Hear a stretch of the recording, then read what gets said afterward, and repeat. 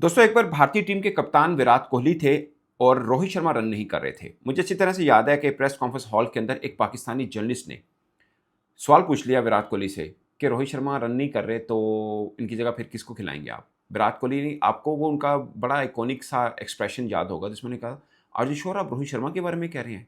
O come on, ये अल्फाज थे विराट कोहली के कि आप ये मुझसे बात कर रहे हो कि मैं रोहित शर्मा को बदलूं।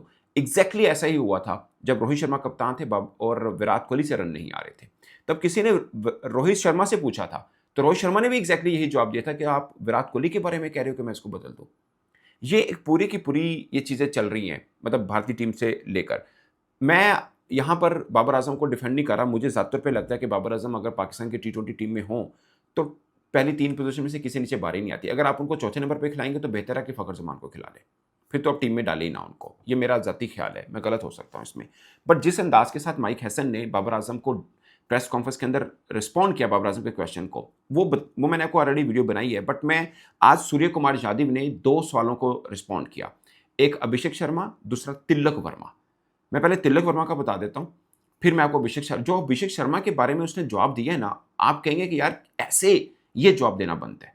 मैं ये नहीं कह रहा कि आप बाबर आजम को बैठ के माइक हैसन डिफेंड करें। बाबर आजम अच्छा नहीं खेले तो कब तक डिफेंड करना है? आप उनको ड्रॉप कर सकते हैं, बट प्रेस कॉन्फ्रेंस में आप रिस्पॉन्ड कैसे कर रहे होते हैं, उससे खिलाड़ी की बॉडी लैंग्वेज में, उसकी मेंटल अप्रोच में बहुत ज़्यादा फ़र्क पड़ता है कि मेरा कप्तान, मेरा कोच मेरे बारे में क्या कह रहा है। मिसाल के तौर पर माइक हैसन से अगर साइम अयूब का भी सवाल पूछे तो वो कैसे डिफेंड करेंगे या शादाब खान को डिफेंड करेंगे, मगर बाबर आजम के सवाल में क्या जवाब दिया, वो बाद में इसमें डिटेल में आते हैं। सूर्य कुमार यादव से पहला सवाल हुआ कि संजू सैमसन ने 1 घंटा डेढ़ ट्रेनिंग की है, जबकि 10-15 मिनट सिर्फ ट्रेनिंग की तिलक वर्मा ने।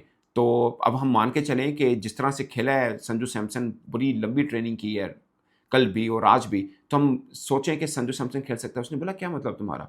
तुम्हें ये लग रहा है कि मैं तिलक वर्मा को बिठाऊँगा? मतलब तिलक वर्मा की जगह पे मतलब संजू सैमसन को लेके आऊँ, तिलक वर्मा को ड्रॉप कर दूँ? ये मतलब डिफेंड करना कप्तान का, कि वो तिलक वर्मा को कह रहा है कि भाई साहब आपकी इनिंग ठीक आ रही है बट बहुत बड़ी नहीं भी आ रही तो टेंशन नहीं है। ये सवाल भी नहीं पैदा होता कि आपको ड्रॉप किया जाए, नंबर 1। अब आते हैं अभिषेक शर्मा, 3 डक हैं, आखिरी 8 इनिंग में 5 डक हैं, लगातार 3 डक हैं वर्ल्ड कप में। और भारतीय टीम जिसके जिसके पीछे मैं आपको 10 खिलाड़ी फिंगर टिप पे बता सकता हूँ और सबके सब आला हैं। सोचिए शुभमन गिल नहीं है, ईशान किशन ने कभी याद भी नहीं दिलवाया होगा कि शुभमन गिल भी इनका बहुत बड़ा प्लेयर है। वो फॉर्म नहीं किया, ईशान किशन आ गया, लंबा चांस दिया उसको, नहीं किया, ईशान किशन आया, कोई आज शुभमन गिल का नाम नहीं लेता। जायसवाल बाहर बैठा हुआ है, संजू सैमसन है और भी कितने ही इनके ओपनर हैं जो बाहर बैठे हुए हैं, खेल सकते हैं, मगर अभिषेक शर्मा के साथ स्टिक हैं। उनसे सवाल हुआ कि अभिषेक शर्मा ने रन नहीं किया और ब्ला-ब्ला। उन्होंने आगे से पता क्या जवाब दिया? उन्होंने बोला कि I am worried about the people who are worried about Abhishek Sharma. बोलते हैं मुझे उन लोगों की चिंता हो रही है जिनको अभिषेक शर्मा की चिंता है, बल्कि मुझे उस टीम की चिंता हो रही है। चिंता बोलते हैं हिंदी में परेशानी या फिक्र हो रही है। उस टीम की चिंता हो रही है जिनके खिलाफ अब अभिषेक शर्मा ने रन करने हैं।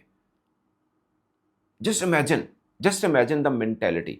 एक कप्तान अपने खिलाड़ी पर यह भरोसा कर रहा है। ये अल्फाज जब अभिषेक शर्मा के कानों पे पड़ेंगे कि कप्तान ने प्रेस कॉन्फ्रेंस में मेरे बारे में क्या कहा है, आफ्टर 3 कंसेक्यूटिव डक, कि कप्तान ये कह रहा है अब अगले मैच में देखना ये टीमों को कैसे तोड़ते हैं, तो अभिषेक शर्मा को मोटिवेशन आएगी या डिप्रेशन आएगा? आगे क्या बोल रहा है सूर्य कुमार ने? आगे से बोला कि उसने एक पिछले साल अभी रिसेंट पास में कितना कुछ किया टीम इंडिया के लिए, अब हमारा टाइम है कि हम उस मुश्किल टाइम में उसका साथ दें। ये सूर्य कुमार यादव, मैं इसलिए बोलता हूँ कि प्रेस कॉन्फ्रेंस में जितना अच्छे से स्काई डील करता है ना चीज़ों को, ये बहुत कम कप्तान ऐसे करते हैं। आई नो कि सूर्य कुमार, ये अभिषेक शर्मा ने अभी रिसेंट पास में जो किया, वो हमारे खिलाड़ी ने नहीं किया हुआ। मैं ये मानता हूँ। मैं ये नहीं कह रहा कि खड़े होकर हमारा कप्तान या कोच आपके जो परफ़ॉर्म नहीं कर रहे, उनको डिफेंड कर दें और ये कर दें। मतलब एक प्रेस कॉन्फ्रेंस होती है, उसमें आपने दूसरे की थोड़ी-सी इंटीग्रिटी का ख़्याल रखना है, दूसरों को रिस्पेक्ट और ये वो। अब सोचिए ना माइक हैसन ने जो कहा, मैं अगरचे मैं मेरा मानना है mic Hesson is a very good coach. उन्होंने पाकिस्तान की टूटी हुई टीम को बड़ा अच्छा समेटा है, बिखरी हुई टीम को। मगर माइक हैसन जब आंसर करेंगे साइम के ऊपर या शादाब के ऊपर, तो उनका डिफरेंट विजन होगा। जब वो आंसर कर रहे होंगे बाबर आजम के ऊपर या रिजवान को पास्ट में, उनका डिफरेंट होता है। मैं सिर्फ ये कह रहा हूँ, मैं ये नहीं कह रहा वो बाइस्ड हैं। हो सकता है उनको साइम और शादाब ज़्यादा पसंद हो, बाबर ज़्यादा पसंद ना हो। और एक रीज़न है, हर कोच की अपनी एक मेंटालिटी होती है। उनको ऑलराउंडर बहुत पसंद है माइक हैसन को, मेरा मानना है ऐसा। सो उनको शायद बाबर आजम पसंद नहीं है, मजबूरी से खिला रहे हैं, whatever the reason is. But अगर आपका हेड कोच दूसरी टीम को एक तरह से ये बोल रहा है कि लेफ्ट आर्म स्पिनर लगा था इसलिए हमने बाबर को नहीं भेजा, शार्प टर्न हो रहा था। आपने ख्वाजा नाफी को ज़्यादा काबिल तमाश समझा as compare to Babar Azam. It's a joke. और दूसरी बात ये, क्या आप ये कह रहे हैं कि आपका वो प्लेयर जो इतने लंबे टाइम पीरियड पे टी20 में नंबर 1 पे रहा और ओपनर के तौर पर ही रहा, ठीक है, अब रन नहीं आ रहे, आप उनके बारे में ये कह रहे हैं कि पावर प्ले में उसका जो स्ट्राइक रेट है, वो 100 लेस देन 100 है, सो हम उनको ऊपर नहीं भेज सकते। और असल में ना किसी भी आप मुझे यू नेम अ प्लेयर जिसके बारे में मैं आपको बता दूँगा कि लॉजिक दे दूँगा कि ये बनता है या नहीं, बनता है उसमें भी, नहीं बनता उसमें भी, कोई भी बंदा दे देगा। सो लॉजिक ढूँढ लें आप। अब अगर आप ये लॉजिक ढूँढें कि बाबर आज़म के जी वर्ल्ड कप में कोई मैन ऑफ द मैच नहीं है, इसका मतलब ये नहीं है कि उसने कहीं और भी परफ़ॉर्म नहीं किया हुआ, उसने किया हुआ है। मैं अभी डिफेंड नहीं कर रहा, मैं 100% मैं इस बात पर इत्तेफ़ाक करता हूँ कि बाबर आज़म को अगर ओपनर या वन डाउन पे नहीं जगह बनती, तो फिर टीम में भी नहीं बनती जगह। ठीक है, आप साइम शारदा फरहान को नहीं चेंज करें। निज़ी सलमान अगर रन करे, फेयर इनफ। आप बाबर आज़म को मत खिलाएँ, मैं एग्री करता हूँ। मेरा सिर्फ़ पॉइंट ये है कि आप प्रेस कॉन्फ्रेंस में जाके उसको भिगोएँ मत। सिर्फ़ ये मेरा लॉजिक सिर्फ़ ये है कि आप जब प्रेस कॉन्फ्रेंस में ये कहते हैं ना कि उसकी पावर प्ले में स्ट्राइक रेट 100 बिलो है, तो हमारे प्लान में वो सूट ही नहीं करता कि वो ओपनर जाए। ओके, फिर आप ये कहते हैं कि वो स्पिनर लेफ्ट आर्म स्पिनर लगा था, शार्प टर्न हुआ, तो शार्प टर्न के सामने बाबर आज़म भी समझते हैं कि वो लेफ्ट आर्म स्पिनर के आगे फँसते हैं, तो बस ठीक है, हमने उनको उस टाइम पे नहीं भेजा, हमें लगा कि मुश्किल होगा। ओके, ये भी ठीक है। फिर आप कहते हैं Babar Azam is not the best person to come to bat after 12 over, यानी आपके 8 ओवर रह गए हैं, तो अब जब आपके 2-3 आउट हुए हों, तो बाबर आज़म की जगह नहीं बनती है। फिर ख्वाजा नाफे की बनती है, शादाब खान की, नवाज़ की, फ़हीम अशरफ की बनती है या उस्मान खान की बनती है। यानी 12 ओवर तक अगर आपके 2 आउट हुए हों, तो बाबर आज़म को नहीं भेजेंगे, आप किसी और को भेजेंगे। और फिर बाबर आज़म उस दिन पैड भी ना करे, अनटिल अनलेस कोई कोलैप्स ना हो जाए, कोई मतलब सारे आउट ना हो जाए, फिर बाबर आज़म को भेज देंगे आप। अब ये कह रहे हैं और ये आप पैगाम दे रहे हैं दूसरी टीम को कि हमारा प्लान ये है। और बाबर आज़म को भी बता रहे हैं कि भाई साहब, ना ही तो आप पावर प्ले के बैटर हैं, ना ही अगर 12 तक कोई बड़े आउट नहीं होते, तो ना ही फिर आप 12 के बाद के प्लेयर हैं। तो बाबर आज़म किस चीज़ का प्लेयर है? फिर चौथे नंबर पे रखा क्यों है उसको? आई एम सॉरी, मतलब मैं ये फिर ना रखें टीम में। देखिए, ये बाबर आज़म की टीम नहीं है, पाकिस्तान की टीम है। अगर बाबर आज़म नहीं बनते, तो नहीं बनते, फिर आप उनको रखें, बट आप उनको प्रेस कॉन्फ्रेंस में भिगोएँ मत। मेरा सिर्फ़ बात कहने का मकसद ये है। और मैं कोई शक नहीं कर रहा माइक हैसन की उन चीज़ों के ऊपर कि वो शायद बाइस्ड हैं या ऐसे गोरे नहीं होते, अमूमन नहीं होते। हाँ, पसंद-नापसंद हो सकती है। मैं ये भी उनके उनके ऊपर मैं कोई इल्ज़ाम भी नहीं लगा रहा, बट मैं ये कह रहा हूँ कि बतौर हेड कोच उनको जाके इस तरह भगोना नहीं चाहिए था। मतलब आप मुझे लगता है कि आप अपने एक की प्लेयर की सोचिए ना, सूर्य कुमार यादव कह रहा है कि अभिषेक शर्मा ने रिसेंट पास्ट में भारत के लिए क्या कुछ नहीं किया। Now it's time to support Abhishek Sharma.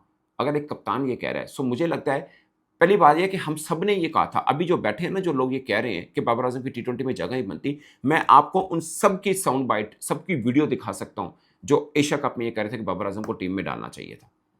वैसी कंडीशन है। आप कह रहे हैं बाबर आज़म की जगह नहीं बनती है। मैं कोच को नहीं कह रहा, मैं पाकिस्तानी फॉर्मर जो क्रिकेट पंडित बैठे हुए हैं, क्रिकेट गुरुज़ बैठे हैं, मैं उनकी बात कर रहा हूँ। वो कहते थे, उस वक़्त फ़खर खेल रहे थे, अब वो कह रहे हैं कि फ़खर को आना चाहिए। ईमानदारी की बात है, मुझे बाबर और फ़खर में कोई अब दोनों की फ़ॉर्म में कोई ज़्यादा फ़र्क नहीं लगता। हाँ, पोज़ीशन के ऊपर अगर मेरे से बात करेंगे ना कि चौथे, 5वें पे, तो मैं कहूँगा फ़खर बाबर नहीं, क्योंकि फ़खर लंबी हिट कर सकते हैं, बाबर नहीं कर पाते। और आजकल वैसे भी उनके वो फ्लो नहीं आ रहा, बॉडी लैंग्वेज में थोड़ा-सा कॉन्फिडेंस की कमी है, बाकी सब चीज़ें हैं। बट कभी वो पाकिस्तान के स्टार थे। मेरे ख़्याल में आज भी हैं, जो भी आप मान लें।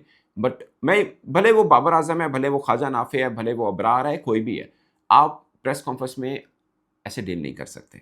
मेरा सिर्फ़ मुद्दा ये है। मैंने बड़ी प्रेस कॉन्फ्रेंसेज़ अटेंड की हैं, हर कोच मुख्तलिफ़ कोचेज़ की, सब चीज़ों की।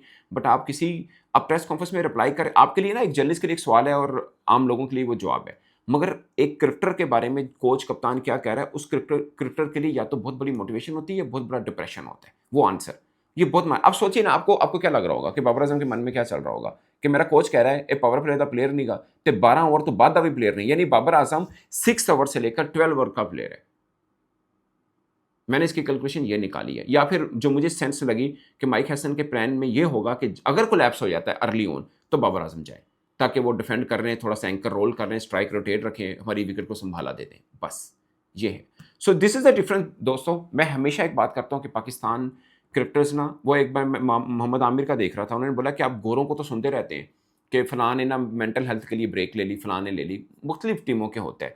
मगर कभी पाकिस्तानी क्रिकेटर का सुना? क्योंकि हम आदी हो चुके हैं, हम बचपन से सुनते हैं ये नहीं कर सकता, इनसे को नहीं होना, ये इतना है ही नहीं। तो सुन-सुन के पक चुके होते हैं, इसलिए हमारी मेंटल हेल्थ के ऊपर अलहदा छुट्टी लेने की हमें ज़रूरत ही नहीं पड़ती। सो ये बात उनकी 100% ठीक है। 110%। पाकिस्तान का ये सिस्टम है जो अच्छे खासे क्रिकेटर का ऐसी तैसी फिर के रख देता है। मैंने कहा था कि अभिषेक शर्मा को आप 6 महीने पाकिस्तान के सिस्टम में रखें, बेड़ा गर्क होएगा उसका। ना हो तो मुझे पकड़ लिएगा। क्रिकेट सिस्टम की मैं बात कर रहा हूँ। अब देखिए 3 डक आए हैं, कैसे साथ खड़े हैं। हमारे हमारे हमारे साबिक़ा फरहान ने 2 में परफॉर्म नहीं किया था ऑस्ट्रेलिया सीरीज़ में, जो अभी रिसेंट हुई है। आपने ड्रॉप कर दी थी तीसरे मैच से। At the moment he is the leading run getter in T20 world cup from Pakistan and on whole the world. भले एक ही मरहला खत्म हुआ, बट एट द मोमेंट वो 2 मैन ऑफ द मैच ले चुका हुआ है। This is the difference guys. इस पर आप अपनी राय कमेंट की सूरत में जरूर बताइएगा दोस्तों। मेरी तरफ से इतना ही, इजाजत दीजिए। अल्लाह हाफिज़।